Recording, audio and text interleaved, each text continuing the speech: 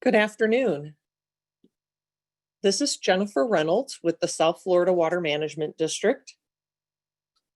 And I want to thank everyone for joining us. We have a few more people who are joining our Zoom meeting as we speak. And so I'm going to give folks just a couple of more moments to get connected.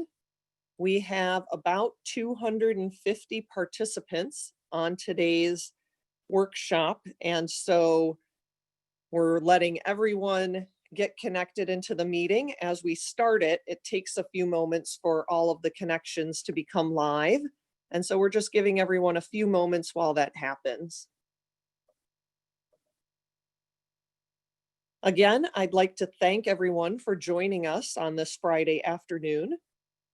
I'd like to encourage you to grab a cool drink and a snack and a notebook. And I hope you will find this workshop today informative and interesting. I hope it generates ideas and questions. And I hope it also gets you a little excited and hopeful about the progress we are making together to tackle water challenges across the Northern Everglades and the Northern Estuaries. Our intent with this and our subsequent Watershed Protection Plan workshops is to engage the public in a robust conversation about what it takes to solve our water quality crisis. The South Florida Water Management District can't do it alone. We don't have the authority, the funding, or the tools to do it all ourselves. It takes many state and local agencies, nonprofit groups, landowners, businesses, and informed members of the public to make it work. We hope that you find today's presentations helpful in providing the resources that you need to hold us, the South Florida Water Management District, accountable for our role, to hold other state and local agencies accountable for their responsibilities, and that it gives you the tools to help encourage all entities to take on reasonable actions within their own control. I believe that by starting with the science of the land and the water, we can all work together to chip away at what may seem like an insurmountable water quality dilemma. But really, it's a collection, though connected and complicated, of smaller water solutions just waiting for us to implement them together. We have representatives from many agencies and organizations on the line today. Thank you for your interest, your collaboration, and your commitment to clean water for our environment, our people, our fish, birds, and animals, our businesses, and our way of life in South Florida. I'd like to introduce our presenters today. We have Pam Wade, who is our Bureau Chief for our entire Everglades and Estuary Protection Program. She will be our master of ceremonies, so to speak, for today's workshop. And then we have Stephanie Olson, one of our key scientists who is an expert on our Lake Okeechobee watershed, and she is going to do the first part of our presentation. And then Jody Hutchins, who is another one of our lead scientists and expert in the St. Lucie watershed, she's going to provide the second portion of our presentation today. So at this time, I will turn it over to Stephanie. And thank you again for joining us. Thank you. And I want to welcome everyone to our kickoff meeting for the Northern Everglades Watershed Protection Program. As Jennifer mentioned, I am a science supervisor in the Everglades and Estuaries Protection Bureau, and I'm over the Lake Okeechobee unit. As we begin, a couple of small housekeeping items. We have found that with webinars, there are benefits to holding questions and discussions at designated times. So that is how we will proceed today. This presentation is about 45 slides. We have the question and answer feature going on Zoom, so you can type in your questions as we're presenting. Then we will have points in the presentation where we will answer your questions, once in the middle and once at the end. Then at the very end, we will have an opportunity for public comment. Each person will have one opportunity to make public comment, and they will have 3 minutes to make their comments. and you will participate in that by using the raise your hand feature in Zoom. So the purpose of these meetings is to provide a transparent and collaborative opportunity for the public to engage in the process of identifying projects, activities, and programs to improve water quality. The district will consider information gathered from the public process as we review and update the watershed protection plans to meet the water quality objectives. We will begin with a quick overview of the legislative requirements, touch on agency roles, summarize overall water quality, and describe the protection plan objectives and process for annual review. As you know, the Northern Everglades is quite large. It consists of millions of acres, and it's made up of 3 watersheds: the Lake Okeechobee watershed, which we have here in purple, the Caloosahatchee River watershed and estuary, which is here in green, and the St. Lucie River watershed and estuary, which is here in this orangish yellow. DEP has set different restoration goals for the receiving water body of each watershed, as noted here: phosphorus and nitrogen, because they have determined that these pollutants are contributing to the impairment. We will talk about this more in later slides. There are 3 coordinating agencies with major responsibilities for the Northern Everglades watershed restoration: the Florida Department of Environmental Protection, the Florida Department of Agriculture and Consumer Services, and the South Florida Water Management District. The coordinating agencies get direction from the legislature. These next few slides will provide detail on the direction received in the Northern Everglades and Estuaries Protection Program statute, which is often called the NEIP. The NEIP statute is quite complex. It references at least 20 other statutes, but this quote provides a relatively concise objective of the legislation, which is to improve the quality, quantity, timing, and distribution of water in the Northern Everglades ecosystem, and provide a reasonable means of achieving the total maximum daily load requirements and achieving and maintaining compliance with state water quality standards. The legislature mandated that the coordinating agencies share responsibility in implementing the NEIP for all 3 watersheds consistent with their statutory authority. The NEIP directive is that Basin Management Action Plans, or BMAPs, shall be the pollution control program to achieve the restoration goals. DEP has the lead on establishing TMDLs, or total maximum daily loads, and achieving those restoration goals through adopting, implementing, and enforcing the BMAPs. DEP also has responsibility for controlling urban and non-ag sources of pollutants. The district has a lead on hydrologic improvements under the watershed protection plans, which include the construction of facilities and implementing monitoring and research programs to assist in reducing nutrient loads. DACS has a lead on agricultural programs. This schematic provides a high level and overview, and it connects the dots on how the activities of the coordinating agencies come together under the overall NEIP restoration strategy. The district's responsibility is the watershed protection plans, which consist of the Research and Water Quality Monitoring Program and the watershed construction projects and program. And you see the Research and Water Quality Monitoring from this blue arrow feeds into how we plan our construction projects and program, which in turn feeds into the Basin Management Action Plans so that we can support the BMAPs in achieving the goals. So at these workshops, the focus is to build upon the existing watershed protection plans by identifying additional activities and projects within the watersheds to achieve water quality goals in support of the BMAPs. So all this is for the purpose of achieving TMDLs.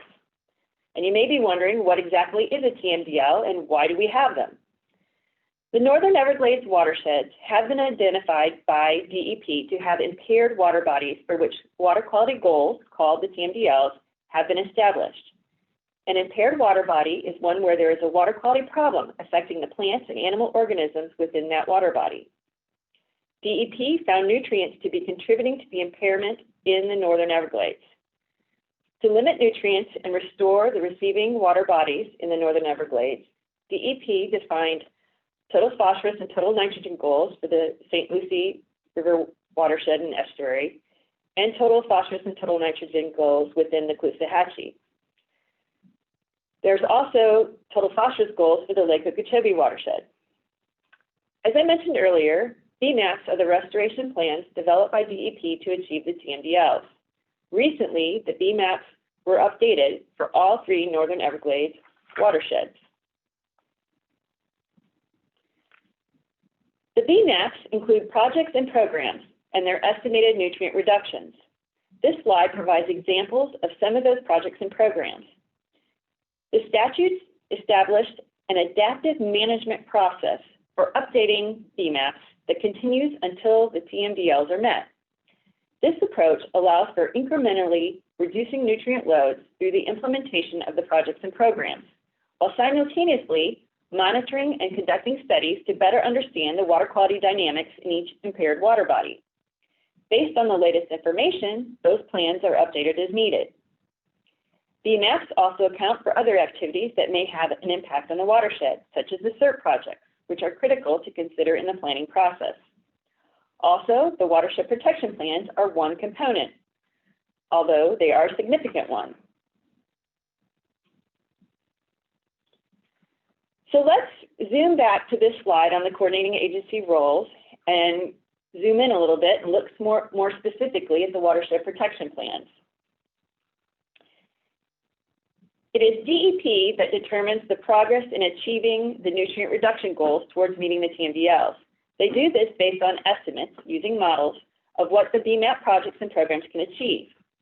The district has measured data through the research and monitoring component of the watershed protection plans, which feed back into the BMAP so that DEP can adjust as needed as a part of the adaptive management process that we just described. Next, we will show the estimated reductions that the BMAPs say may be achieved by the projects and programs implemented thus far. The next 3 graphs we're going to show come right out of the BMAPs. The BMAPs currently represent the estimated reductions through the iterative approach with incremental reductions. This figure is from the Lake Okeechobee Watershed BMAP and shows progress towards the total phosphorus load reductions based on the activities completed through June 30th, 2019. The starting loads were estimated by DEP using models based on typical nutrient loads generated for the land uses at that time. Milestone progress is based on the cumulative total of the estimated nutrient reductions calculated for the projects and programs completed each year to eventually achieve the nutrient levels needed for restoration.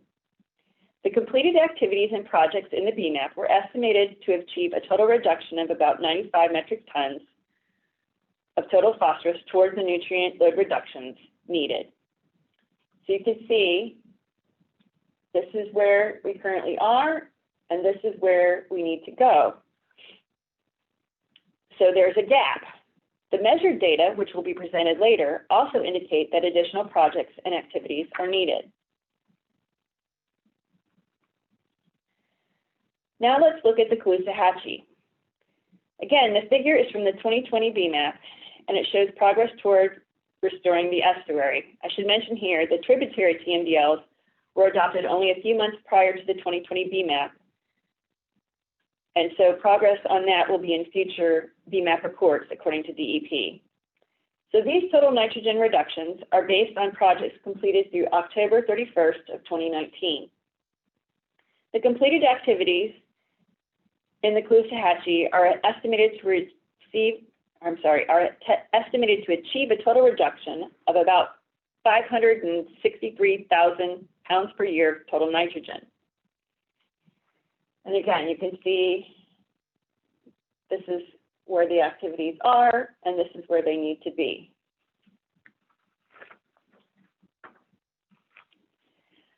This slide shows the figures for the St. Lucie. They show progress towards achieving the total phosphorus and total nitrogen load reductions based on the projects completed through June 30th of 2019. The activities completed to date are estimated to achieve total reductions of about 190,000 pounds per year of total phosphorus and about 810,000 pounds per year of total nitrogen. These results are all based on modeled performance. However, the measured data, which will be presented later, confirms the need to do more and may assist with ground truthing some of the estimated information in the future. The B maps were clear in recognizing that additional nutrient reductions are needed based on their graph that we just showed and these statements which were taken from the B maps. The district, along with our coordinating agency partners, also recognize this. The district will present information and data to inform and support the process of identifying further solutions. So as we move through this process, this slide kind of shows the types of questions that we must consider as we review the watershed protection plans. The district is committed to do this process annually. The goal is to implement near and long-term solutions that have the potential to make the greatest impact where it is needed the most in each watershed. The district plans to place the information gleaned from this process into our annual South Florida Environment Report. The district data presented towards the end of this presentation came from that report. So this slide shows the link to get to our South Florida Environment Report, and it shows a screenshot of what that page will look like when you get to it. The strategy for these workshops is laid out here.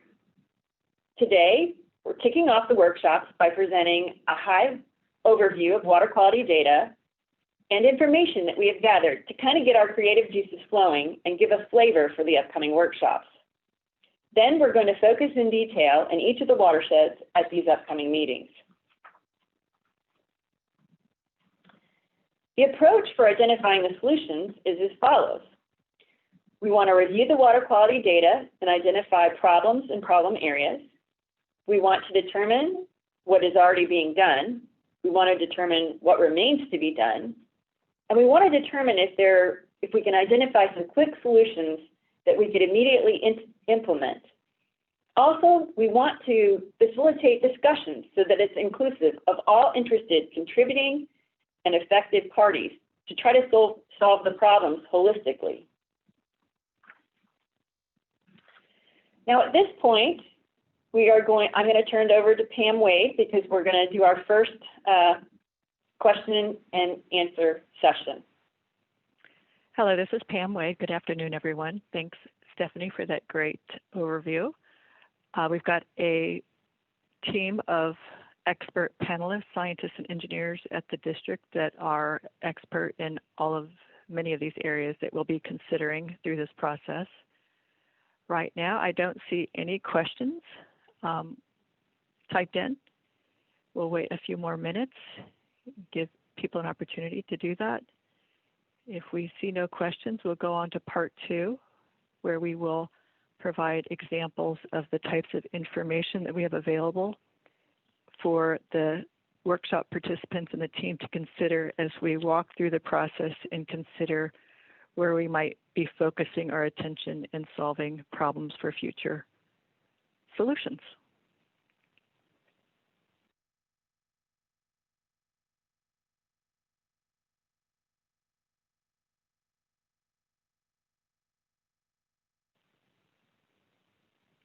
I'll give it one more minute. I'm thinking most of our questions will probably come through. Oh, here's one now.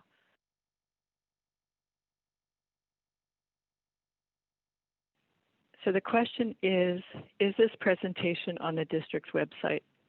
So we did set up a website for you to get the latest information. This presentation will be posted there.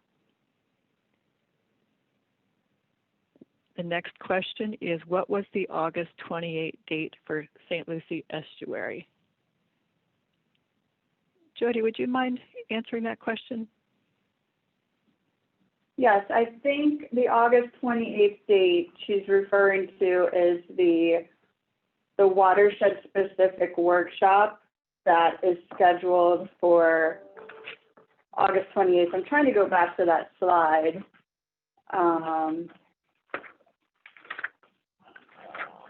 This one right here. So today is the kickoff of our protection plan workshops. We're going to come back on July 21st, and that workshop will be specific to the Lake Okeechobee, where we're going to have a deeper dive into information and data. And the second half of this presentation will go into some examples of what you can expect. The August 28th will focus on the St. Lucie, and September 2nd will focus on Caloosahatchee.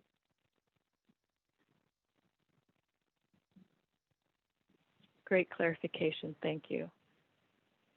The next question is, will a dispersed water management program be part of today's discussion? Stephanie, can you take that question?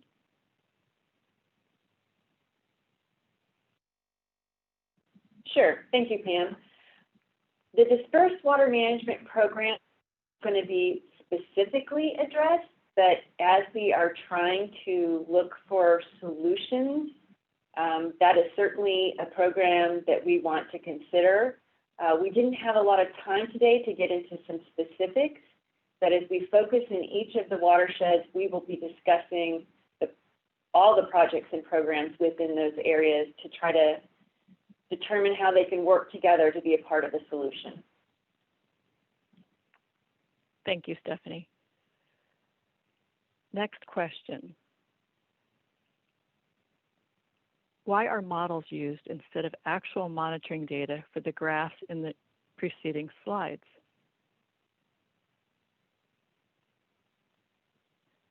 Those slides show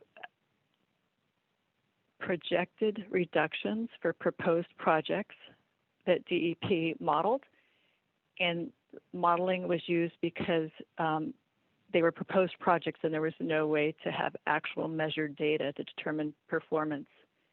And then in some cases, they're programs rather than projects. For example, the DAX BMP program that's across the entire landscape.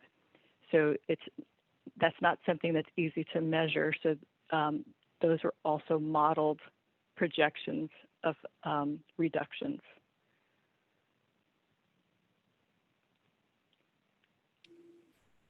So the next question has to do with Pam? the Lake Okeechobee. Yes. Before we leave that question, I just wondered if you could also add a little bit more information about the information that we do provide in terms of actual monitoring data and how that's compared to the models as we are moving forward with decision making about future projects. Sure. As you can consider the modeled information as somewhat of a baseline. And as we move forward in this iterative process, the district has networks set up across the entire Northern Everglades watersheds to collect actual field samples that gives a current status of what the water quality looks like. That measured data tells us how things are going, what are our trends in response to the activities and programs that have been implemented so far. That data can then be used to ground truth DEP's models. So when we talk about this iterative process of the protection plans being reviewed annually, and it feeds back to DEP's BMAP reviews and updates, that's how the model data and the measured data work interactively to keep moving forward with the latest and greatest on accuracy of what was predicted or projected before, updating that, continue to monitor, and have measured information on the resultant impacts.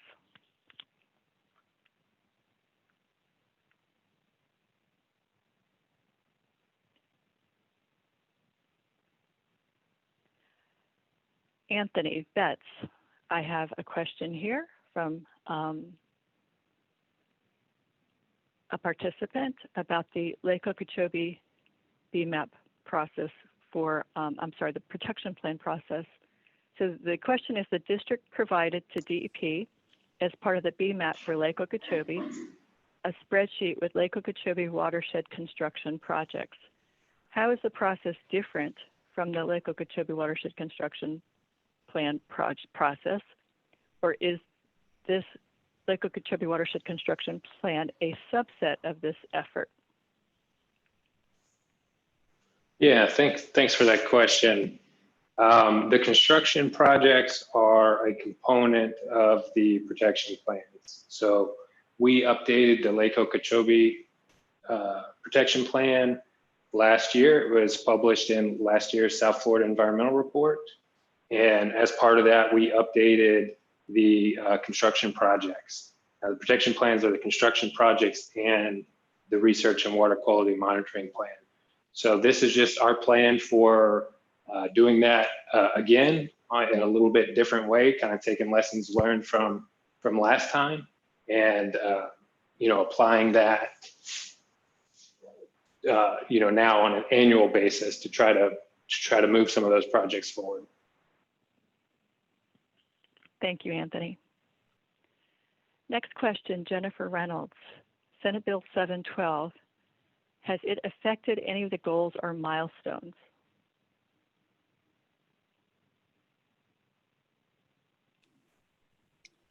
Thanks for that question.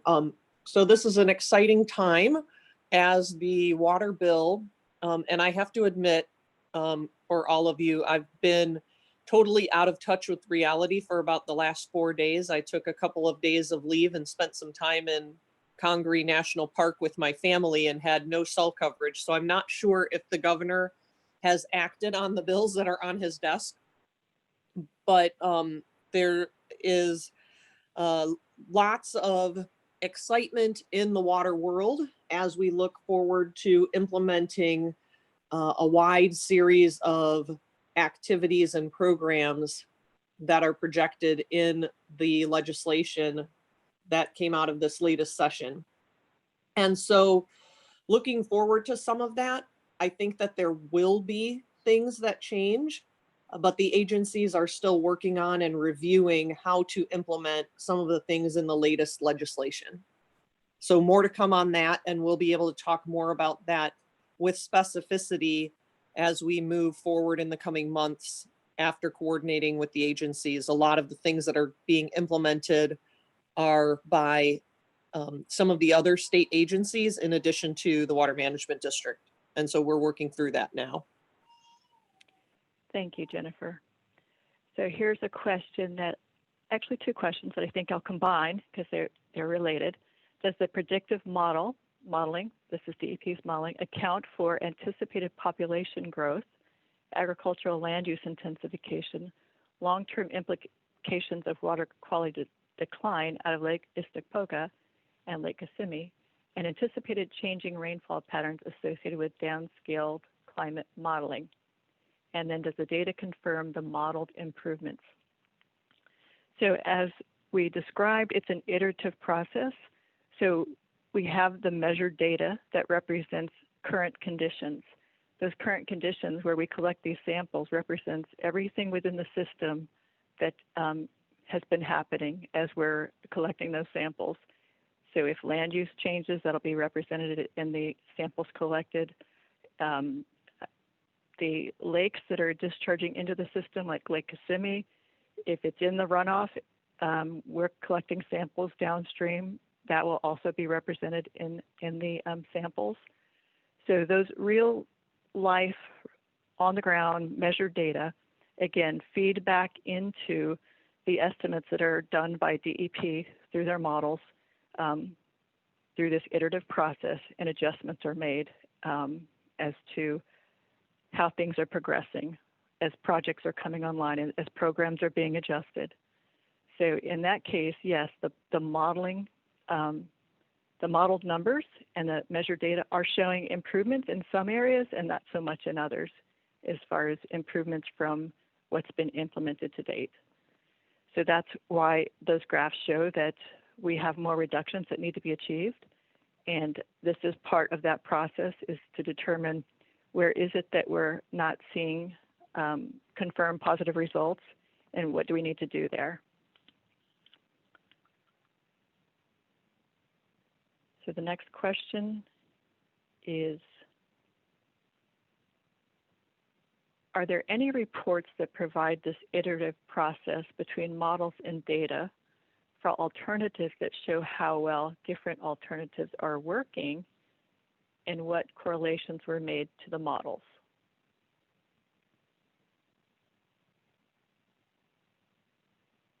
I'm not entirely sure if those reports exist. We might have to consult with DEP. I'm going to ask Anthony Betts if he might know through the Lake Okeechobee Watershed Protection Plan process that happened last year, if he's aware of any, and if not, we'll definitely have to follow up with DEP to check on that. Anthony? Yeah, the only thing I can think of that comes to mind with the question is, some of the modeling that was done to establish the restoration goals that we have in the protection plans, as far as storage goals. So there was some modeling done that looked at various alternatives, back in 2008, I want to say, looked at various alternatives and established some of the storage goals that we have in the protection plan that we are still using. Part of this process, we've had discussions of whether we need to update some of those models. And it's all part of what's being considered, I think, with this update. Thank you, Anthony. Next question. I'm going to hand this question to Stephanie. How does the Watershed Protection Plan update work with the 40E61 rule update? The 40E61 rules are a program under the Watershed Protection Plans. So when that rule is finalized, it will be documented within the Watershed Protection Plans. The goal of the Watershed Protection Plans, as we've outlined, is we're trying to identify projects and programs that can help us to move forward to meet our reduction goals. 40E61 has some specific legislative requirements that the district is required to meet, so the district will work towards meeting those, and that's kind of how they fit together. Thank you, Stephanie. Next question. Jody Hutchins, could you please answer this question? Going back to the Dispersed Water Management Program, would that program be included in the list of programs in slide 10? Yes, that slide indicates watershed construction projects and programs, and dispersed, and it also indicates water storage projects. And the Dispersed Water Management Program is one of the district's water storage projects. Great. Yes, all of the projects that the district has through our state programs are projects that we would be considering there. Thank you, Jody. We have a question here that we often get. I'm going to ask Stephanie to please answer this question. How will you deal with legacy phosphorus in the watershed and in district flood control canals when evaluating water quality? Thank you. Legacy phosphorus is dependent upon many variables, and it depends on where you're at in the watershed, and there are different methods that can be used to account for legacy P. So as we take a deep dive into these areas, we will be looking at all of the factors that contribute, but you have to remember that legacy P will be part of any baseline that has experienced modern anthropogenic activities. The district does have some studies that have been conducted if you're interested in learning more about legacy P. But a critical goal in our watershed is to reduce nutrient inputs into the system so that legacy phosphorus doesn't increase. And please also be aware that the definition of legacy phosphorus and the methods for estimating legacy phosphorus differ from study to study. Thus, the amount of legacy P noted in one area may also vary by study by study.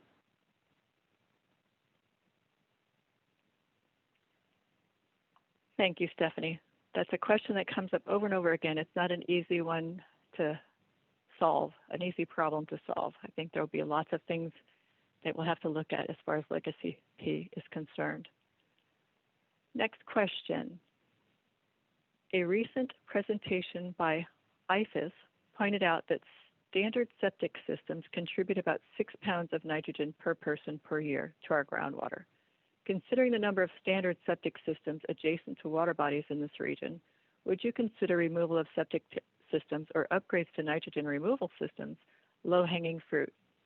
Will we be taking a serious look at this widely acknowledged problem in this process? I'm going to ask Jody to please answer that question. Yeah, so that is a great question. And currently, the Department of Health is the regulated entity. However, recent legislation, specifically Senate Bill 712, indicates that the department is transferring the regulatory authority to DEP beginning July 1st of 2021. And with that Senate Bill 712 came specific responsibilities for DEP. They're directed to adopt rules related to the location of septic tanks and permitting rules to minimize mitigation of nutrients from land application of including biosolids. And with that, DEP will be in consultation with water management districts and will be submitting a report on the status of each sewage facility and advanced wastewater treatment upgrades by December 31st, 2020. The district also has an upstream monitoring network that is very extensive throughout the Northern Everglades, where we can monitor impacts of sources, including septic tanks, looking at the coverage of the septic tank locations that's provided by the Florida Department of Health, where we can continue that feedback loop with DEP. Thank you, Jody. Great question. We certainly have information on septic tanks, and you'll see that in part 2. So it will be considered as part of this process as we go from watershed to watershed in focus areas. So next question. How are you planning to address problems with projects that did not achieve significant nutrient reduction goals? Anthony, could you please take that question? Yeah, thank you for the question. I'm not sure if it made it into the second part of the presentation or not, but it's definitely in part of our draft outlines for these updates moving forward is a pretty robust process of looking at all the existing projects that we have and evaluating those projects, identifying shortcomings, specifically in relation to how, what expectations we had when those projects were designed. And so evaluating each individual project and identifying deficiencies and making recommendations for improvement if we're able to do that. Thank you, Anthony. So I have one more question here. This question is the BMAPs are established individually. How are the BMAPs used as a whole? So the statute made it clear that the agencies, the coordinating agencies, DACs, DEP, and the district, need to consider the connectivity of the 3 watersheds as we solve the problems for the Northern Everglades watershed as a whole. The process that we're going through here will certainly take into account sources of water going into each watershed and into the receiving water body. And by sources, I don't mean just watershed runoff, but also where flow into a watershed or into a receiving water body comes from other sources. For example, Lake Okeechobee is a source of flow through the St. Lucie and Caloosahatchee watersheds. So as we look at the data and see how those pass-through flows are contributing to some of the watershed issues, we will be considering that through this process.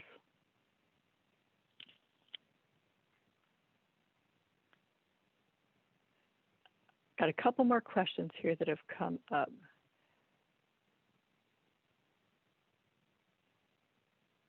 It says, I'm not sure, did we cover this question? We had a similar workshop on this about 2 years ago. What happened after that?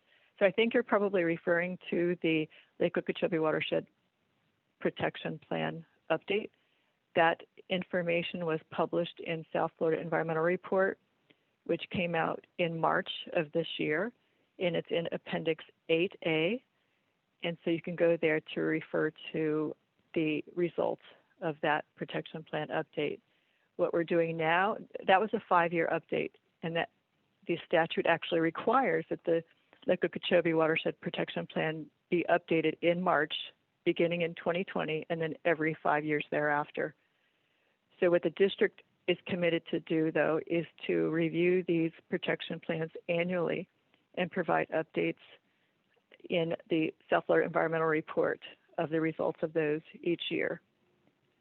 So that's one change. One more question here. Will there be an effort to evaluate priorities for spatial placement of projects in the Northern Everglades?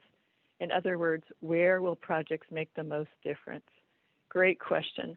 I think that question was actually on one of the slides that Stephanie presented. That's one of the objectives of coming out and getting public input.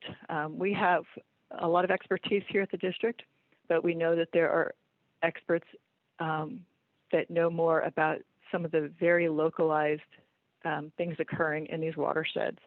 So a big part of this is where are the areas that we need to focus on, what types of projects need to go there, near term and long term. Are they projects that need to focus on flow, timing of flow, concentrations in the stormwater? So we'll be looking at all of those things. This next question I'm going to ask Jody to answer, please. What about interconnection between St. Lucie Estuary and Indian River Lagoon relative to separate BMAPs for these water bodies? How is this being dealt with moving forward? That is a great question.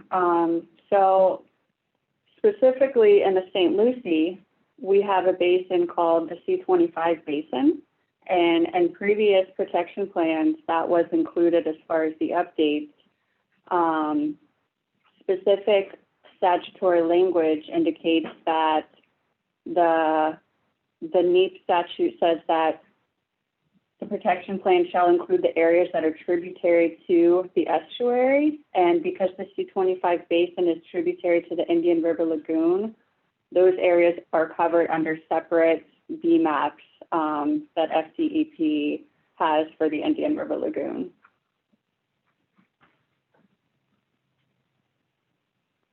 Thanks, Jody.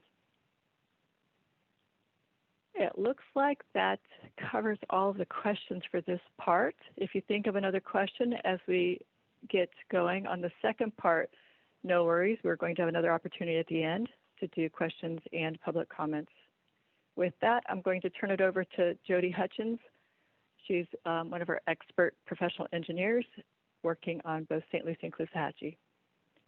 Jody?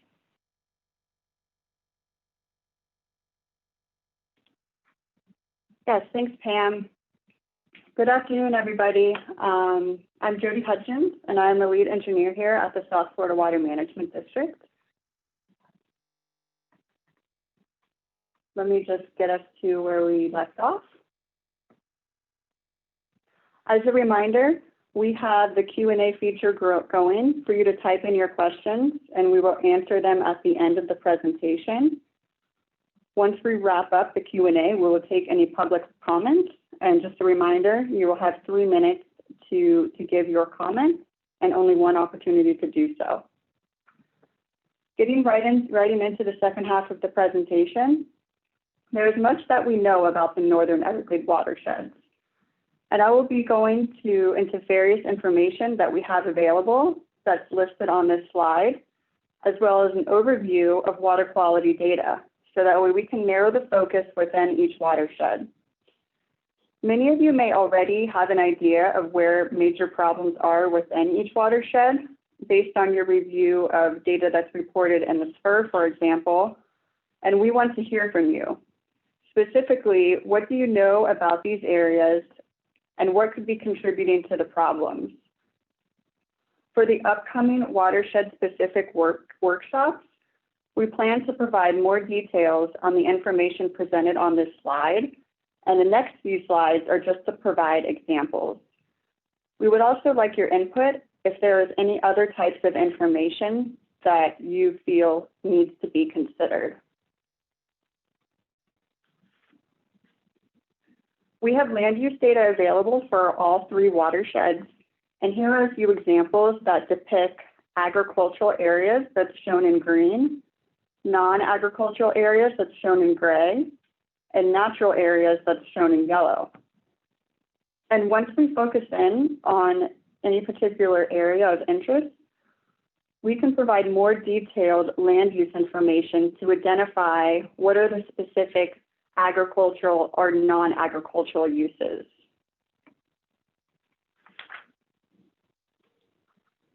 Septic tank locations is another piece of information that may be considered to narrow our focus. And these maps, taken from the recently updated BMAP for the Northern Everglades watershed, depicts the coverage of septic tanks.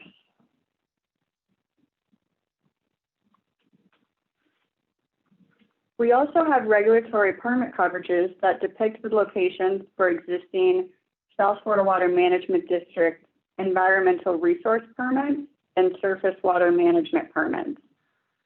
This slide shows examples for 2 basins with this type of information. The environmental resource permits, or ERPs, are what's shown in purple, and surface water management permits is what's shown in blue. And these permits often provide a wealth of information. In addition, we're looking to locate maps or shapefiles that can be used to identify areas covered by NPDES permits, and hopefully you're able to bring those back during the watershed-specific workshops.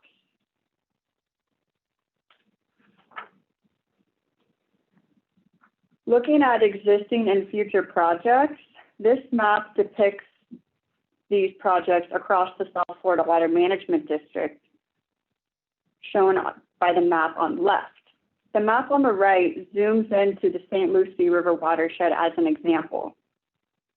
The projects are color-coded by project type, such as CERT projects, which is shown by the yellow or mustard color. The critical projects are shown in pink. The NEAP projects are shown in green, and dispersed water management projects are shown in purple. This information will be extremely useful when evaluating areas and the timing and anticipated impact of these projects. And where data are available, we can tell the measured benefit and the impact of the project in reducing loads or storing water. We also have enrollment information from the Florida Department of Agricultural and Consumer Services, FDACS, the BMP program, from the recent BMAP updates that can also be considered for all 3 watersheds, and which is shown by this slide.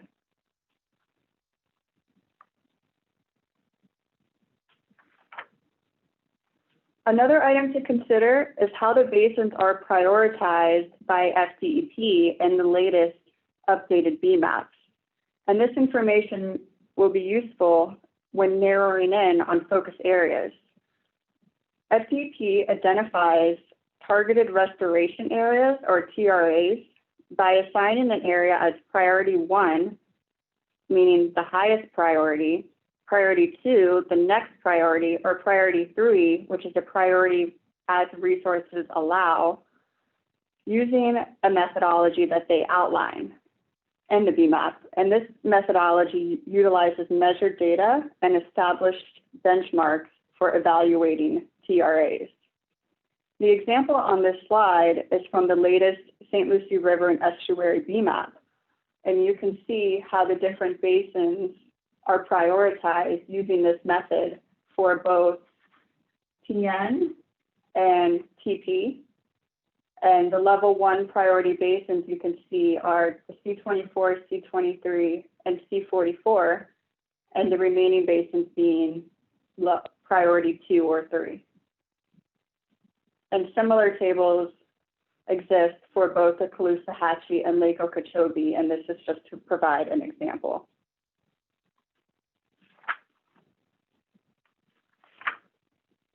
Moving into watershed water quality data, the Saltwater Water Management District maintains an extensive monitoring network, and the number of basin level and upstream level monitoring sites, including the recent expanded monitoring sites, is shown by this slide.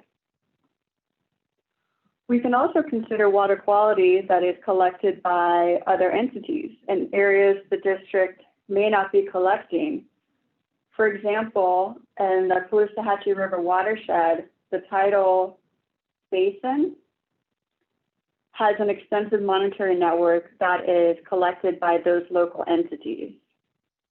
There also may be other monitoring data to consider, for example, looking at the monitoring networks that are included in the BMAP. Looking at this map, you can see the labeling of the sites across the Northern Everglades. The red sites being the basin level sites, where we have a measurement of concentration and flow, where we're able to calculate loads. And then the green sites are upstream of those basin level sites. And these sites typically are concentration only and are collected via grab samples. A deep dive into basin level data can also be considered when we come back up to the watershed specific workshops. Specifically, you may wonder, is there a statistically significant increasing or decreasing trend for a particular area? And how does hydrologic variability play into those observations? And this slide just shows two examples. The Indian Prairie, total phosphorus, you can see the historic flow weighted mean concentration levels and trends associated with it. And then also the C24 basin, total nitrogen, for the historical period and how trends are observed for both load and flow weighted mean concentration.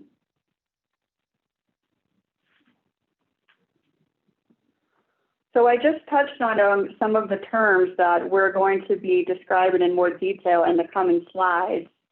So we just wanted to provide a review of these terms being used to help place this data into context. For example, nutrient loads. These are calculated as a cumulative weight of a constituent that is transported usually by stormwater passing through drainage areas, water control structures, and they're commonly expressed as pounds or metric tons. Discharge is a measurement of flow from a drainage area. It is commonly reported in acre feet, which is the amount of water required to cover 1 acre of land to a depth of 1 foot. And unit area loads are calculated by dividing the total load by the acres in each drainage area. And this measurement is important when comparing areas of different sizes to account for larger areas having greater runoff. And flow weighted mean concentration, this represents the average concentration of a constituent that passes through a structure relative to the total flow volume passing through. And I'm going to turn it back over to Stephanie to discuss Lake Okeechobee watershed data. Thank you, Jody. So we're going to start with a map of the Lake Okeechobee watershed, which is quite large. It's about 3.5 million acres. The watershed consists of what we call 9 sub-watersheds, and those are shown on this map. And each of those 9 sub-watersheds have numerous basins within them. So since this is such a large area, it may be better to focus on a smaller area first. And the water quality data that the district have collected can assist with determining the areas that we need to focus on. So let's look at that next.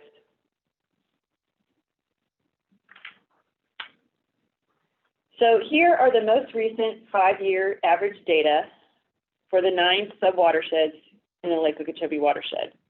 And I want to start by explaining that a water year is from May 1st to April 30th of the following year.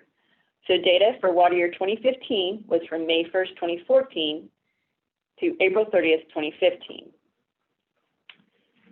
So when we look at the different information that we've gathered for these subwatersheds, and Jody kind of went into detailed explanation as to what these were, we noticed that 3 subwatersheds come to the top when we sort by unit area load, which if you remember, that's calculated by taking the loads and divided by the acreage in each area. And we have 3 that come to the top. And it's interesting because not only are they the top for unit area loads, but they also seem to have some of the higher flow weighted mean concentrations and some of the higher loads. There are a couple of exceptions, but those 3 seem to be the top. And we do need to remember that when we look at this data, that there are additional factors that we need to consider when we're doing this process. We may want to consider where existing projects and programs are located, or we may want to consider trends that Jody mentioned earlier. But for now, just to give us a flavor, let's look a little deeper into the Taylor Creek Nemitz Slough subwatershed and Indian Prairie. So we'll start with Taylor Creek Nemitz Slough. And I'll begin by highlighting where that subwatershed is. It's on the northeast side of Lake Okeechobee. It's about 200,000 acres. It consists of 5 basins. And each of these basins independently discharge into the lake, and they do not discharge into each other. Also, this particular subwatershed does not receive any inflow from any other subwatershed. So let's look at the data for these 5 basins. Again, here are the most recent 5-year average data for these 5 basins. And again, we see that some basins seem to come to the top. However, again, we need to look at many things as we move forward with this planning because there have been activities in some of these basins previously. So there's a lot we need to consider. Let's look at Indian Prairie next. The Indian Prairie subwatershed is on the northwest side of the lake. It consists of 11 basins, and it's about 275,000 acres. Indian Prairie receives water from the Lake Okeechobee subwatershed. And I want to add that the hydrology in Indian Prairie is very complex. It's not a simple watershed at all. So let's look at the data from that area. And again, right now we've just sorted by unit area load for simplicity. And I noticed later that maybe we wanted to highlight the top 3, but regardless, we have a couple basins that seem to come to the top when we look at unit area loads. But you'll notice with this subwatershed, there's a different set of basins that seem to have higher concentrations, and load is kind of different as well. So again, there's many factors that we need to consider.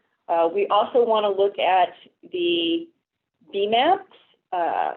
Remember, Jody spoke of how DEP has assigned priority values to targeted restoration areas. And I can tell you that this particular basin was assigned a priority of 2, which is the next highest, while C41A was assigned a priority of 1. That could be because of trends in the data. So there's a lot we need to look at. But I just really wanted to give you guys a little bit of a flavor for things that we might look at the next workshop. So hopefully that's got your creative juices flowing and you can give us some good feedback. And with that, I'm going to turn the mic back over to Jody. She's going to do the river watersheds and the remainder of our overview. Thank you. Thank you, Stephanie. Moving into the St. Lucie River watershed. This watershed consists of 9 basins, excluding the C25 basin, since this basin primarily discharges to the Indian River Lagoon and not the St. Lucie estuary.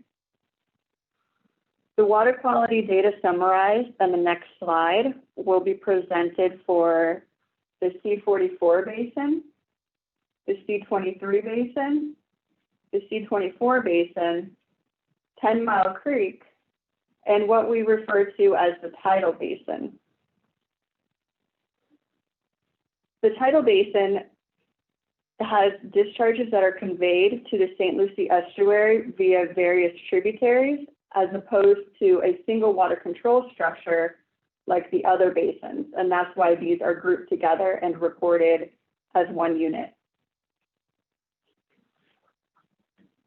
This slide shows how the areas contribute to the St. Lucie estuary compare in terms of flow, total nitrogen load, and total phosphorus load.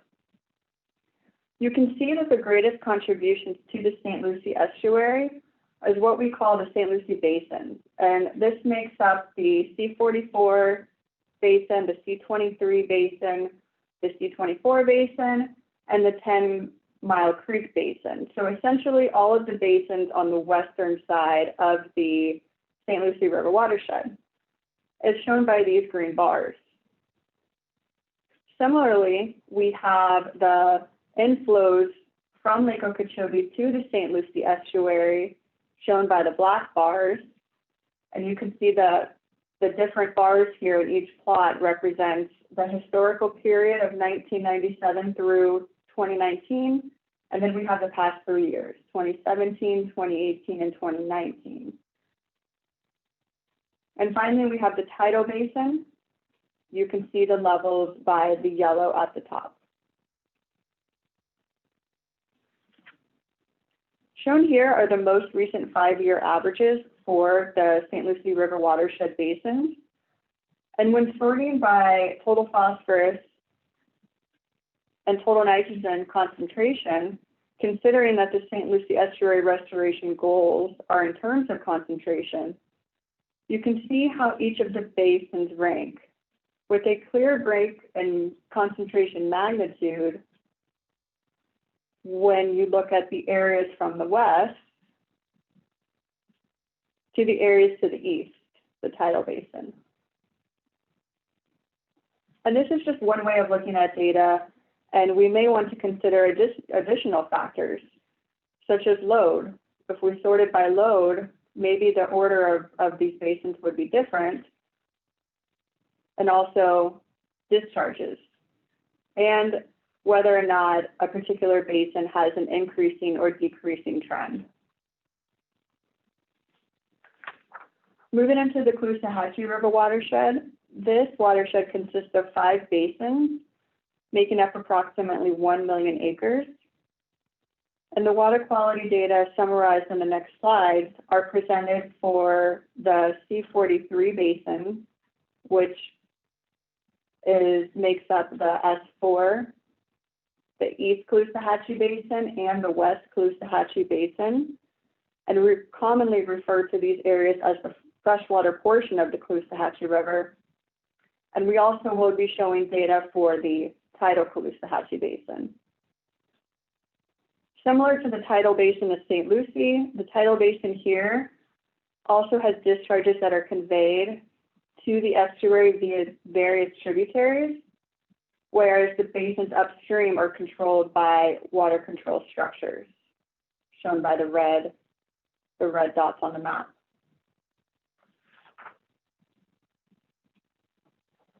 So this slide also shows how the areas contribute to the Caloosahatchee estuary compare in terms of flow, total nitrogen, and total nitrogen load. And again, you can see that the greatest contributor to the Caloosahatchee estuary is the freshwater portion of the Caloosahatchee, which we call the C43 basin, which again makes up the S4, East, and West Caloosahatchee basins, shown by the green bars. The black bars, again, shows the Lake Okeechobee contribution to the Caloosahatchee estuary, and the tidal basin is shown in yellow.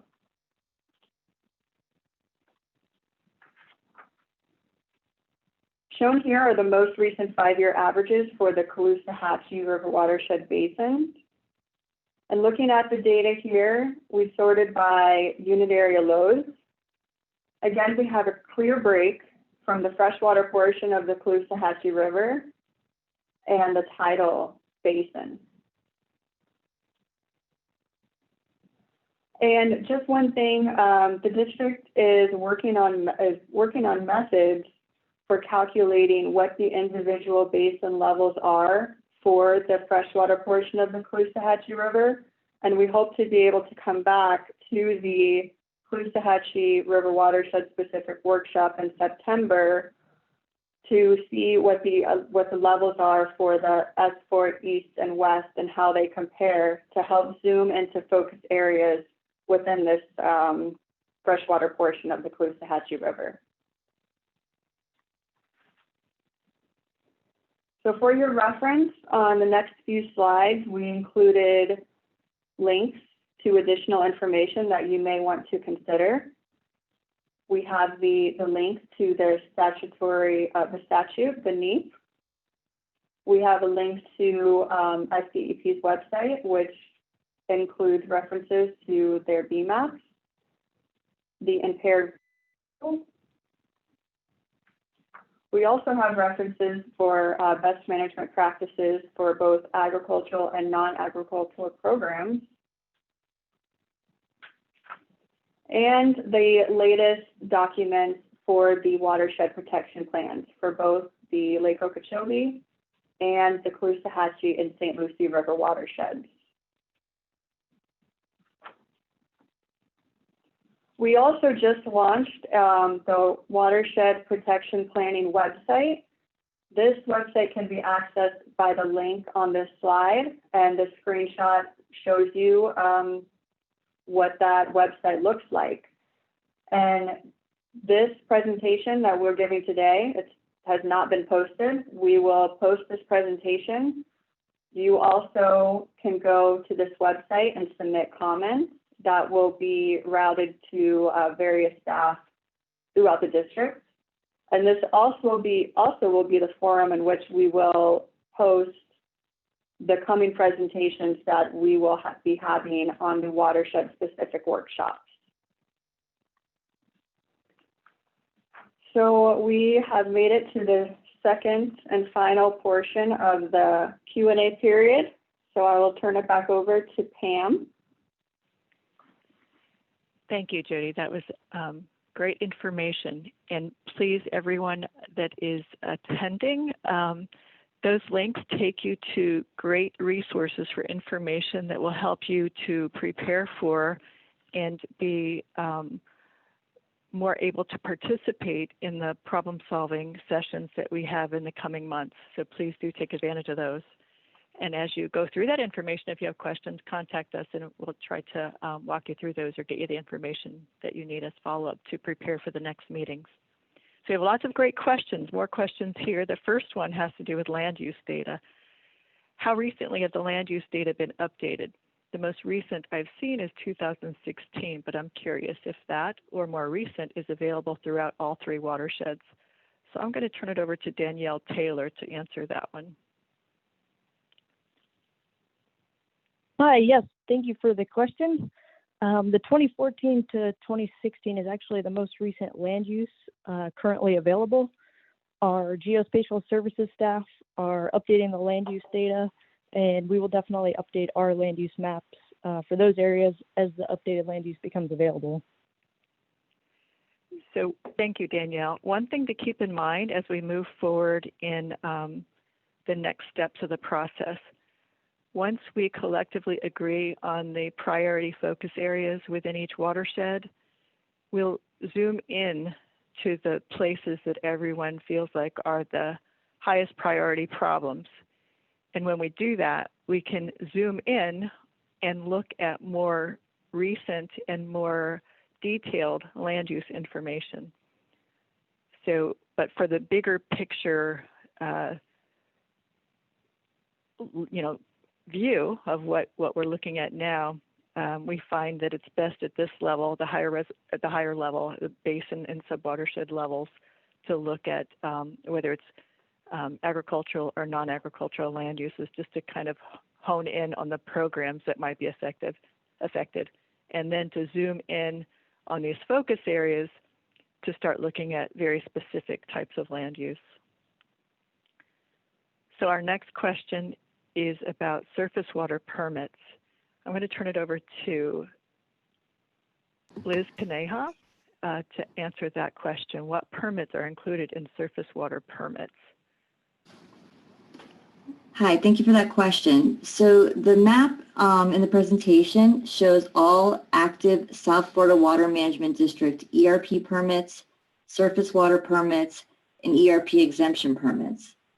The map that was shown in the presentation is from 2019, and the data was pulled from our South Florida Water Management District regulation database.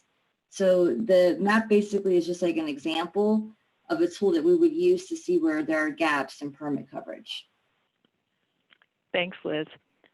So for those of you that are not familiar with what a surface water permit or an ER, environmental resource permit is, when it comes to stormwater runoff, those permits actually approve through a permit a landowner's ability to connect to the district's regional system and how much water they're able to discharge into that system. Not everyone's required to have a surface water management or environmental resource permit. So, but again, as we zoom into these focus areas through this process, we can look more closely in those areas who has permits, and those permits, where they exist, provide valuable information as far as what are the discharge rates that land is capable of discharging to the system. And we might even have data on how often they're discharging, and is it, what time of year when we're looking at timing of flows within the system. So the next question, how are the priorities for basins in the St. Lucie watershed determined? Are you using South Florida Water Management District monitoring data to find the basin with the highest loading, or different priority criteria? I'll go ahead and answer that question. As was described in the presentation, the BMAPs actually prioritize what they call targeted restoration areas with a ranking of 1, 2, or 3. And they rank those areas based on water quality, measured water quality, compared to a standard that they have established. So we will consider that information along with district monitoring data, like the question indicated. We'll look at unit area loads, we'll look at concentration ranges, we'll look at whether there are increasing or decreasing trends, we'll look at flow volumes so that we can determine is it a priority in terms of concentrations or in terms of flow volumes, so we get the right projects being considered. So yes, as far as priority areas, a priority area could be an entire basin, or it could be an area within a basin. But we would, as a first tier of consideration, be looking at the BMAP targeted restoration areas and then this data that the district has in terms of loading. Next question. Can we please go back to the slide on BMP enrollment and touch on the enrollment efforts and any changes, as well as status and need for cost share programs?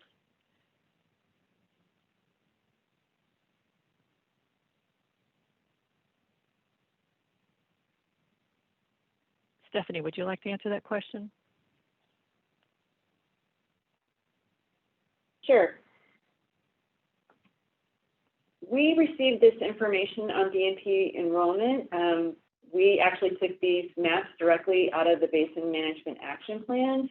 So really, any detailed questions that we have on BMP enrollment need to be directed to the Department of Agriculture and Consumer Services. That's how I'd answer that question. Thank you, Stephanie. Next question. I'm going to ask Jody to please answer this question, our expert on the estuary in St. Lucie. The question is, the St. Lucie estuary modeling does not acknowledge the tidal interconnectivity with the Indian River Lagoon. However, data indicates that water discharging from the St. Lucie estuary impacts the southern portion of the Indian River Lagoon, for example, salinity. Will efforts be made to acknowledge and fix this shortcoming in the models? Yes, thank you. That is a excellent question, and I think this answer can be explained in that the system is, nothing is fixed. We have inflows and outflows to different areas, to different basins. We have the Lake Okeechobee that's interconnected with the Caloosahatchee River watershed, the St. Lucie River watershed. You have the St. Lucie that's interconnected with the Indian River Lagoon. So the approach by the BMAPs is that they focus on each watershed individually and set specific goals for the areas that contribute to the receiving water body individually. And it is assumed under each BMAP that any other contribution from, say, Lake Okeechobee, if the Lake Okeechobee BMAP is being met, and that the planned projects and programs under the St. Lucie are being met, then that is the goal. Thanks, Jody.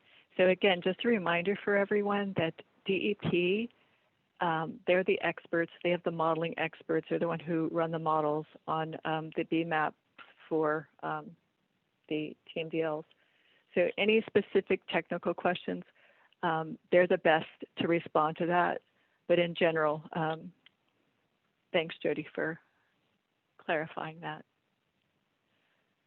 The next question I'm going to pass to Patricia Burke.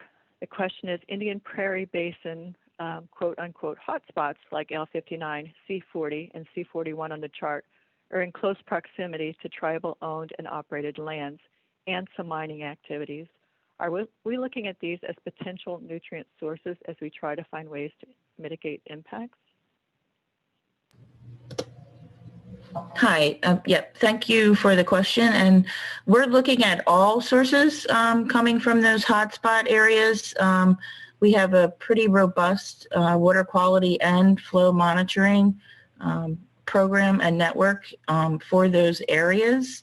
We're also now going to be looking at, there was a large dredging project along the C40 canal, which goes back to a question from the first section about the canal systems that we're taking into consideration as an option for helping with the legacy phosphorus issue in our water management system in general. So we are looking at all of those impacts. We actually did a study several years ago. We had specific sites at the border of the tribal boundary along the C40 and C41 canal, and then compared them with upstream and downstream data. So those are available, and if we can make those that study available if whoever the attendee that had that question, if they're interested in that. But yes, we're looking at all potential impacts in those basins and the hotspots. We have several projects that are ongoing upstream as well in those areas. So I hope that answers the question. Yes, thank you, Trish. So when we go into these focus areas, like Trish was saying, we're going to look at all of the contributing area and any information that we can find on sources. So if there's information that we can find on that, we'll certainly be looking at it. Next question. I think Jody is a good person to respond to this one. The question is, with such a significant load from the western portions of the St. Lucie Estuary watershed, what increases in monitoring, if any, is planned for the watersheds outside of the tidal areas? Yes, excellent question. So we do have an extensive upstream monitoring network within the tidal areas because these areas don't have a basin level monitoring site at the downstream for a kind of a catch-all what is happening with those areas. So that's why initially the upstream monitoring network was set up the way it is in the tidal areas. However, yeah, there in the western portion, all we had until recently was the basin level monitoring. We just wrapped up our expanded monitoring network of selecting sites within those basins to try to track sources. So that just began January of this year. So we will start looking at the data and try to better understand what's happening upstream within those areas. Thank you, Jody. We're always looking for good monitoring sites. One of the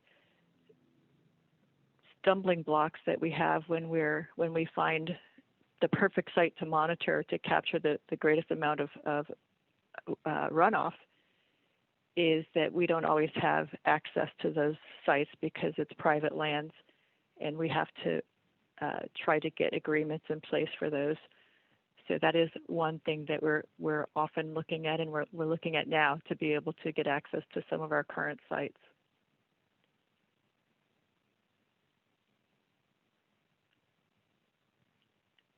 Next question is, please show the slide with the web links again. So if you could do that. And again, the presentation will be at our webpage. And that was on one of the slides too. If after showing these links, if you could also go to the web page where they can find more complete information in one spot.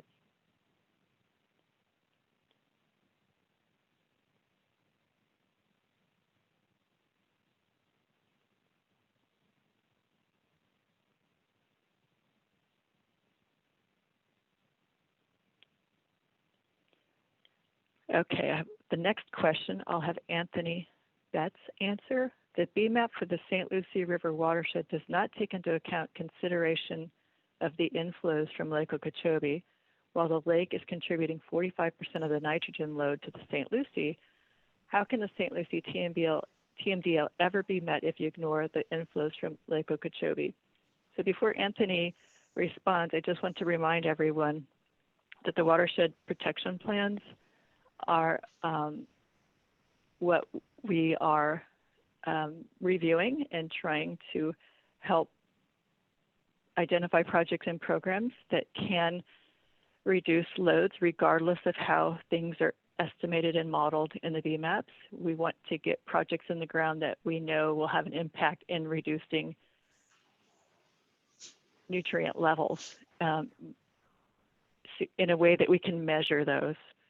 So with that, I'll turn it over to Anthony. Yeah, I would just say that, yeah, we understand that the lake contributes flow and nutrients to both estuaries. All three of these watersheds are very interconnected.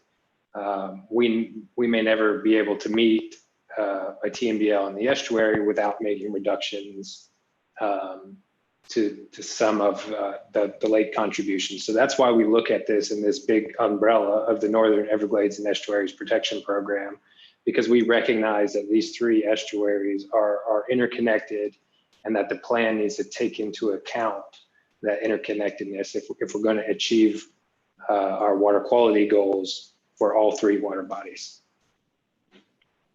Thanks, Anthony. Next question. This question's for Stuart Van Horn. The question is, understanding that Lake Okeechobee discharge is episodic and can cause substantial water quality impact, will future modeling efforts look at these short-term, sometimes substantial impacts rather than just the annual average information that's being presented? Thank you. That's a great question. We do know that between Lake Okeechobee and the basins in the St. Lucie watershed, there are differences in the timing throughout the year. Most of the load that comes from all those sources is typically during the wet season. However, there are times during the year where you may have more watershed runoff coming from within the St. Lucie watershed, and then other times during the year where you can have a substantial flow through that comes from Lake Okeechobee out into the St. Lucie. So for future efforts, that's definitely something that can be taken a look at. There are a lot of projects actually now, for instance, the C44 reservoir and the STA, looking at the timing of those flows coming out of the lake and what's coming from the C-44 basin itself, on how the operations of that system can be optimized to reduce those impacts that come from Lake Okeechobee. We also can ensure that more of that information is available in terms of the monitoring data within our reports, and certainly this would be a topic that would be good to discuss in the future, because there are differences, and those are things that we need to continue to look at. Thank you, Stuart. The next comment, actually, in referring back to land use data, I've got a response here from Chris Pettit with the Department of Agriculture. Thank you, Chris. He's helping here by letting us know that the Department of Agriculture receives updated agricultural dry land and irrigation land use yearly. So that's good to know. We can use that information as we zoom into these focus areas throughout the process. Thanks, Chris.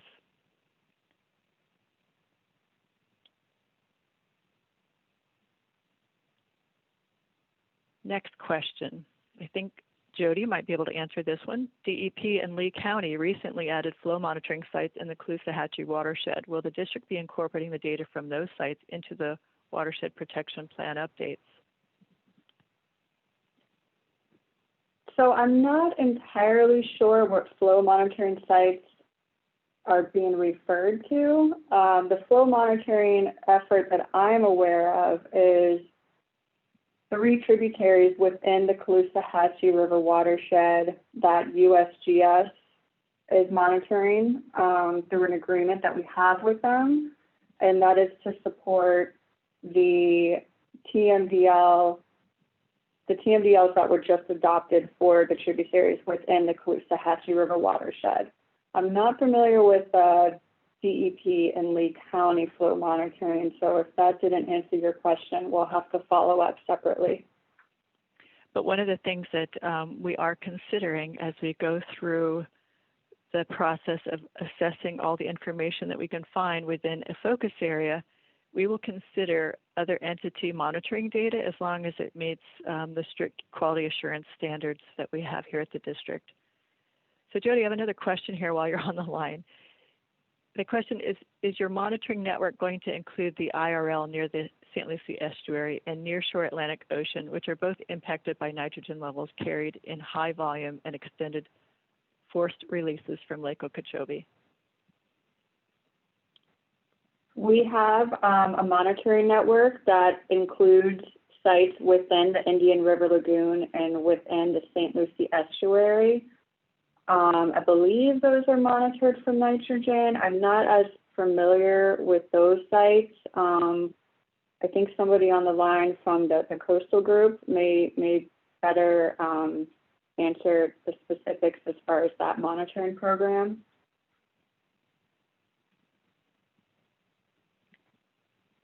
Okay. And if this will be something that, again, we can follow up on as we focus into those areas as we go through the process and update our reference material as we go. Next question. Danielle Taylor, if you could take this question on conservation efforts that are implemented by other agencies, are they being accounted for in the plan? Hi, yes. The conservation efforts, all of the projects and activities done by other agencies or other municipalities will all be looked at when we're doing these investigative analysis on a certain area. So we'll be documenting that and listing it and tracking all of the timelines for all those activities all in one place as a part of this effort. Great, thanks, Danielle. As a follow-up to the question that we just had about the flow monitoring sites in the Caloosahatchee, I do have a comment from someone clarifying as a partnership with DEP, the county, and the district, there were 3 flow monitoring sites that were installed in the Caloosahatchee River just in the last year or so. So those sites are part of our network, and data are considered in the protection plan assessments. Next question, will the recording also be posted? Yes, the recording and the presentation will be made available at our website.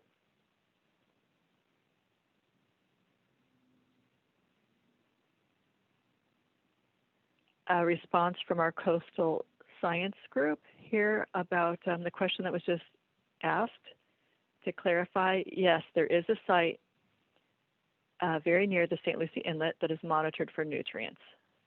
So thank you, Amanda Kahn, for that response.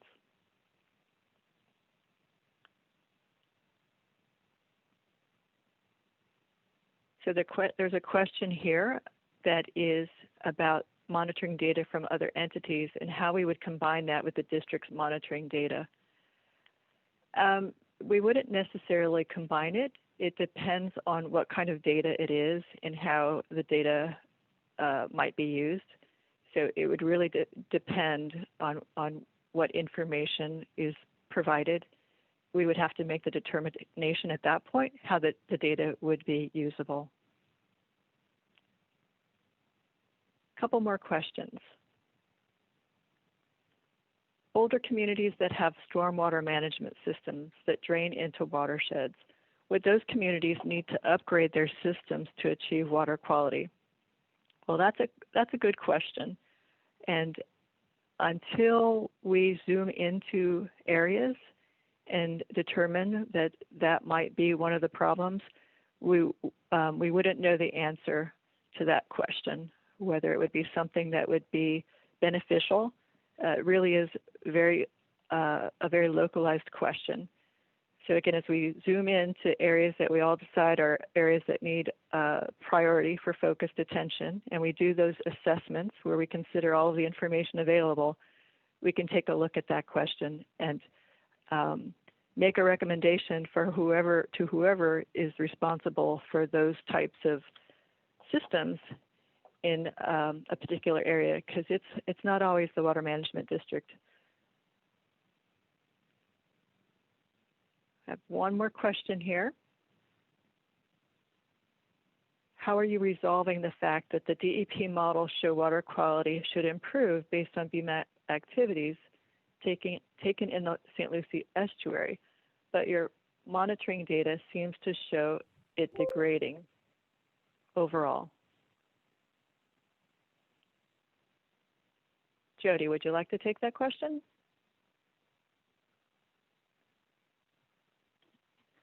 Sure. I think this goes back to what was described about how the models are projections based on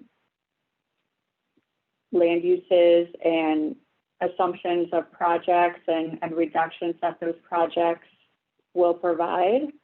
And through the effort of the protection plan and the research and water quality monitoring program, and as we learn more about specific project reductions and what the levels are showing from the research and water quality monitoring program, we will continue that feedback loop with DEP, and adjustments and can be made to models and projects and what the projections should be revised to meet restoration goals.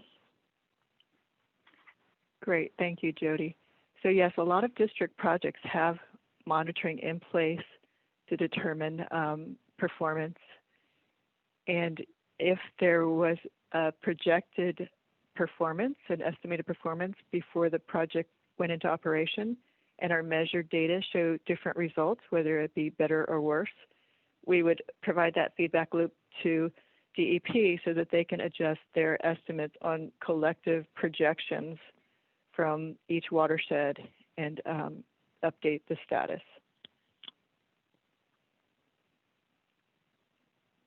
So right now, it looks like we've answered all of the questions that have been typed in. Are there any hands up, Danielle?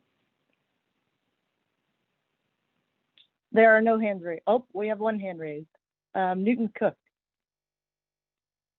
And this is the question period. Are we going into the comment period now?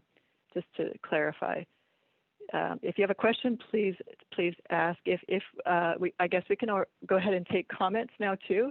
If you have a comment, each speaker again will have 3 minutes, and we have a timer so that we have a lot of participants today, and we want to make sure that everyone has an opportunity that is hoping to speak. So we do have this 3-minute timer that will initiate. So if you are called on to speak, please let us know if you have a question or a comment. Thank you. First up, we have Newton Cook.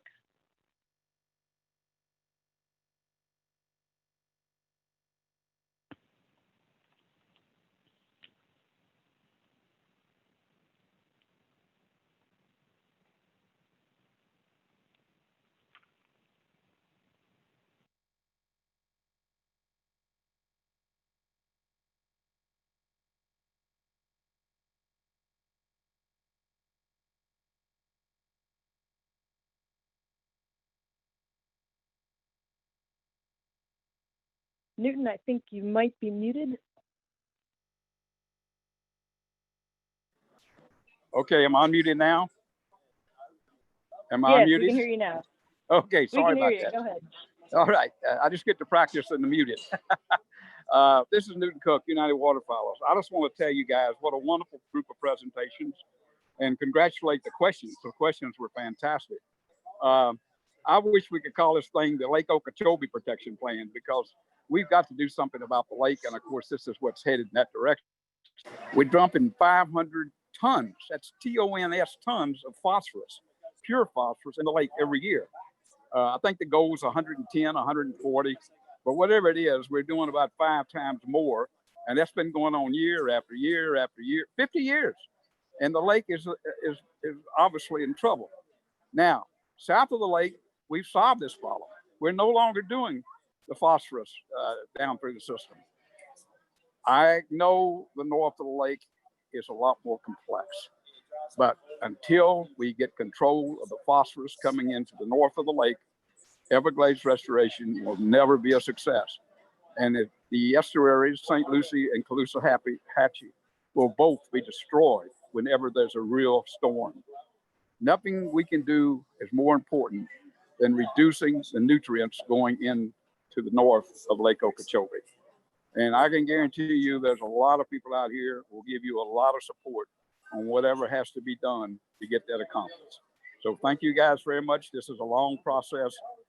I know that I probably won't be around at 80 years old before it's over, but I can tell you it's the most important thing we're doing right now at the district. So thank you guys very much. Thank you for that comment. We so appreciate your enthusiasm to help solve the problem. I wanted to go back. I did miss one question. This is Pam Wade again. One of the questions was how many flow sites we have. And we, in response to that, we have 47 flow sites in the Northern Everglades to pair out of the 258 sampled sites that are not monitored for flow. So those flow sites are at our main structures typically that are at the outflow points to sub-watersheds and basins. So I think that takes care of the last question. So Danielle, back to you on the comments. Okay, next up we have Michael Collins. Hey there. Afternoon. Great presentations. Really good start for the program. Well done. It seems to me though, and it's not just related to this afternoon, but in general, one of the things that seems to be missing from the way we look at this big picture is weather. You know, we have massively complex basins, as you guys have pointed out, north of the lake. And it's going to be really hard, even if you expand monitoring, to really get at some of the higher nutrient levels just purely by looking at it, you know, small picture. If you look at where the spikes have taken place, 2004, 2005, 5 hurricanes, some part of almost all 5 went up the basin. 2017, 15 inches of rain in the same day. You put that together, at least as far as I think, with the complexity in some of these basins, what it tells me is we really should be looking at large regional structures. We should be looking, big picture, big project, work south of the lake. I think it's going to be a lot harder to do north of the lake. But I think when you look at it big picture, that really seems to be, where we're headed. And I don't hear enough of a discussion of what happens when we get a flash of flooding in the basin and how much that really impacts on the total load going into the lake. So I would just throw that out as a comment. I'm not trying to prejudge where you folks are headed. You may well have this on your agenda, but I just wanted to run it up the flag at the first meeting to make sure that it's something that at least we're thinking about. And I thank you for your time.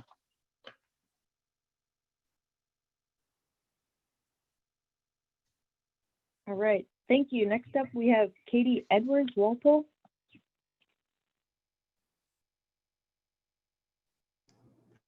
Hi, good afternoon. I also wanted to echo the comments of Newton and Mike. Hey guys, and just compliment you guys. This was really time well spent this afternoon. One of the better presentations I've seen, very relevant, and the slides and the flow of information was very well done. And just as we go forward, kind of piggybacking on the earlier comments, to try to look at Central Florida Water Initiative, for example, and how we can address future demand needs and also find ways to treat water north of the lake before it goes further on down south, and take into account the projections that the report from Water 2070 projects. When we're looking at Okeechobee County, Glades, Highlands, Hendry, for example, and where those future population projections are and what those land uses might be, I think as we're talking about how to address water quality issues, we also need to look at how we're going to be able to also meet the demand. And so having a way to find the best piece of real estate to place some sort of a reservoir to be able to achieve all of those needs and weave into the needs of Central Florida and the needs of Northern Everglades, I think is really important and exciting. And I think it's a worthy challenge.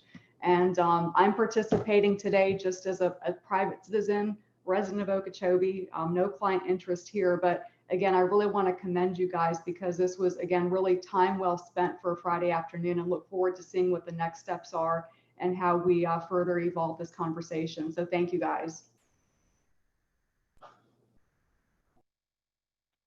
Thank you for your comment. Next up, we have Gary Ritter. Yes, good afternoon, everyone. I like the other speakers, I want to echo their comments on you all did an excellent job putting together this presentation. I was also happy to hear Jennifer Reynolds talk about how the collaboration is going to work between the coordinating agencies, and for this whole process to work, there has to be collaboration between the three agencies. I also, I really like the fact that you all are presenting the data in unit area loads, because to me, it makes more sense. If you're going to compare basins, subbasins, watersheds with one another, the way you do that is with unit area loads. And it was really evident today when you look at some of those basins where folks might be saying, well, this, C44, for example, had a much lower unit area load than 10 Mile Creek. So that's important to present that data like that. To follow up on Newton's comments, the EAA south of the lake has been very successful.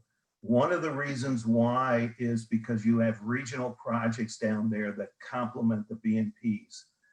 This program right here, I am hoping it looks like it's going to move in that direction and as Mike Collins said, big picture regional projects to complement the BNP program that has existed in the northern watersheds for quite some time.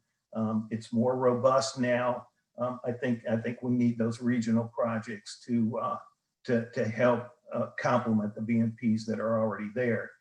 The other thing I hope we address in this big picture and in this project is the ASR. I think ASR fits in and can fit in very nicely with some of the STA projects that you have going on in the north of the lake. And I think they can not only help with water quality and load reduction, but also keep those STAs hydrated. Great job. I look forward to working with you as we move forward. Thank you.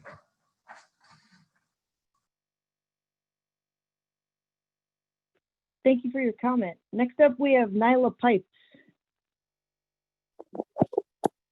Good afternoon, Nyla Pipes, One Florida Foundation. I want to start by echoing everyone ahead of me and tell you what a fantastic job you guys have done on the presentation today. And I'm really excited to hear a lot of conversation about really getting, down into the weeds and looking at everything a little bit more microscopically as we go through the specific basins. One of the things I think we need to really focus on is that canal system itself and how much legacy we have within the canal system. I think that was mentioned briefly today, but it's something I've been pointing out for a while now. Regional projects north of Lake O. Yesterday in the LOSUM meeting, it was really evident that some changes have occurred as far as water use and land use north of the lake that have actually contributed to more water flowing into the lake from that northern area. And so I think that we need to keep that in mind as well, because we have to be cognizant of that intersection between flow and what that does to water quality. So, those are just my kind of basic comments in response to the overall presentation today. Really excited to, dig into the St. Lucie River side, especially as somebody who lives in this, St. Lucie River side of things, especially at the North Fork of the St. Lucie River. I think you guys are going to find a lot of impact coming from the North Fork that sometimes gets overlooked. So thank you. And you guys have a great weekend.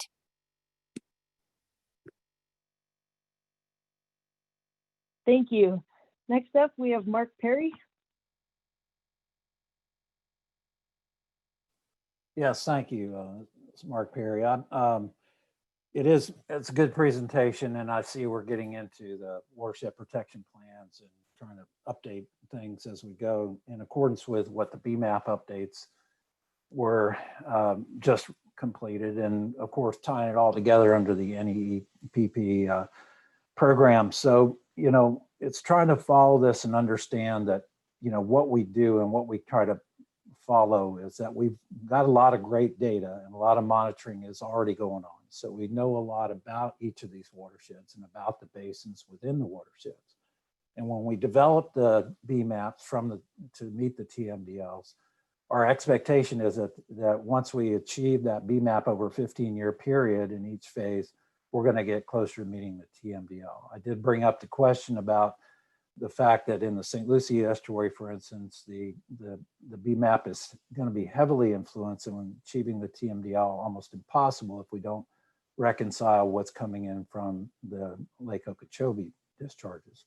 So that brings a huge amounts of nitrogen particularly and other pollutants. So it's a problem if we don't consider how we do that. The other thing is to say is the unit area loads are a good way to look at things and prioritize things, but remember they're still loads. So it's how much loading is coming from what portion of the watershed is really key.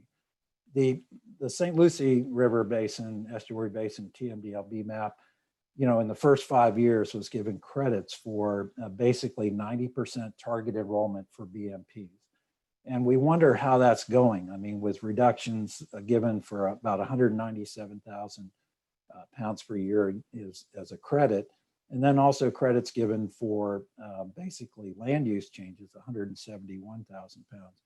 So they have basically credits from those two productions. I'm concerned about BMP enrollment being considered that, okay, BMPs are enrolled, but are they working? Are they actually providing the reductions that we're targeting and we're looking for. So we need to monitor that. We need to work with FDACS and others on that. The 1999 study of the basin really showed great target areas, and we'd like to work within each of those subbasins to try to control the pollution at the source before it gets downstream and into the watershed, up the watershed into the estuary. That's all I have for now. Thank you. All right, thank you for your comment. At this point, we don't have any new commenters, Pam, so I will, oh, just kidding, we have one more. A couple more hands just went up. Next up, we have Chad Allison. Good afternoon. Thank you for putting this on today. My name is Chad Allison. I'm with the Central Florida Regional Planning Council. I'm a partnership coordinator for the Avon Park Air Force Range Sentinel Landscape. And you can read a little bit more about that program at sentinellandscapes.org. But the footprint of this particular partnership occupies a majority of Okeechobee Highlands and a good bit of Polk and Osceola County. We kind of overlap with the Northern Everglades watershed. Historically, it's been a partnership that focused on real estate interest in the form of conservation easements to protect land in support of agriculture, conservation, and military training at the range. But a huge other priority of the partnership is maintaining and improving water quality and quantity, as well as ag productivity and forestry health. I've bounced around to a lot of webinars and meetings hosted by South Florida Water Management for a while and trying to find kind of the right niche of where this partnership and some of our efforts may align. I think I found it today, so I appreciate that. I look forward to the future meetings. I encourage anyone who may be interested in what we're doing to check out the website. It was designated in 2016, so it's still relatively new. And we've got pretty good established relationships with FDEP and DACS and all of that. While it's a federal partnership, it really focuses on kind of the state and local relationships and partners here in Florida to help get these projects accomplished. So once again, thanks a lot for putting this on today. I look forward to future engagements. Have a great weekend. All right, thank you for that comment. Next up, we have Benita Whalen.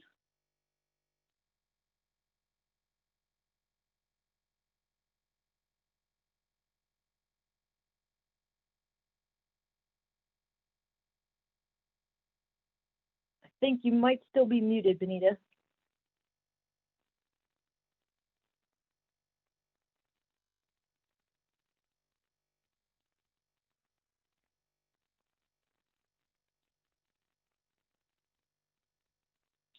If you're calling from your computer, there we go.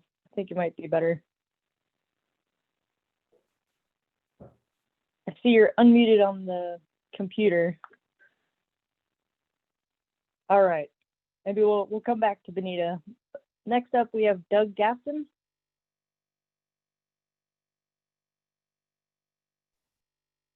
Good afternoon. Can you hear me?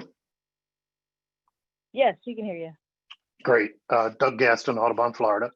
I would like to echo some of the comments that have already been made, that these were very informative presentations, lots of data, lots of information.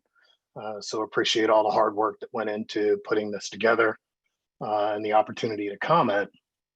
I think one of the first commenters talked about the load going into Lake Okeechobee, and you know, it's really concerning. And so I'm glad to see that there's this focus on all the watershed, but in particular, I want to look at the lake. And I think Jennifer Reynolds said it right at the outset, that there is no magic solution. The district can't do this all by itself. And we really do need all of the agencies and all of the tools in the toolbox working at peak efficiency and maximum effectiveness if we're ever going to get those loads down going to the lake. Whether that's improving BMPs, whether that's dispersed water management projects or regional projects, we've got to find ways to slow the water down, hold it, and get those nutrients out before that water gets into the lake. So really do appreciate all of the information and hope that this is going to lead to some real action items that we can look at that will have that impact. And I would ask that, you know, these references to the BMAP, the BMAP that was just adopted for Lake Okeechobee, we really need to get back to that. DEP, you know, included in it that we need a lot more information, we need more projects, we need more. But there was really no time frame for going back and revisiting those issues. And some of this comes from the district. You know, it's where this project seems to be going to inform that BMAP process. But we really do need a time frame. We need some milestones. So we have some targeted objectives that we're focused on and trying to achieve. So once again, thanks for all the information. Appreciate all the effort and hard work that's going into this, and look forward to participating in future meetings and events. Thanks, and have a good weekend. Thank you for that comment. Appreciate it. Benita Whalen, would you like to chart a comment again?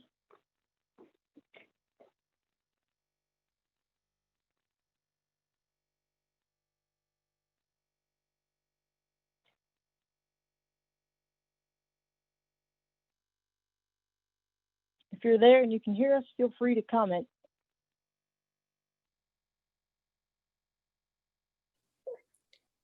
Miss Whalen, if you're on a phone, you need to press *6 to unmute you.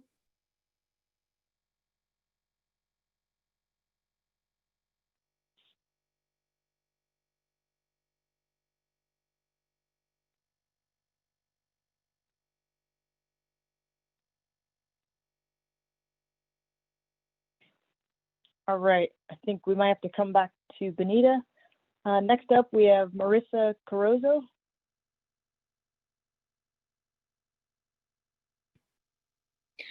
Good afternoon, everyone. Marissa Carozzo on behalf of the Conservancy of Southwest Florida. I'd also like to express our appreciation for a very informative and helpful workshop today to kick off this update and the efforts for all three watersheds. One thing I wanted to note is that in the slides where we're looking at examples for hotspots and then priority areas, in Lake Okeechobee, for example, the examples we're using total phosphorus, and in Caloosahatchee, the example was focused on total nitrogen. And I really think that for this effort and the efforts of all of the agencies to be successful, we need to be looking at co-managing both nitrogen and phosphorus throughout all three watersheds. We know was mentioned multiple times throughout the presentations and comments today that these are very interconnected systems, and for us to really achieve the nutrient reduction goals that we all seek, we need to ensure that we're focused on reducing both nitrogen and phosphorus. So I'm hoping that that will be a goal of these updates, and we look forward to participating in the future workshops. Thank you.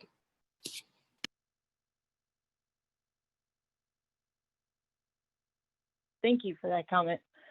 I don't see any new commenters with their hands raised. Benita, if you did want to try one last time, if you could please just raise your hand.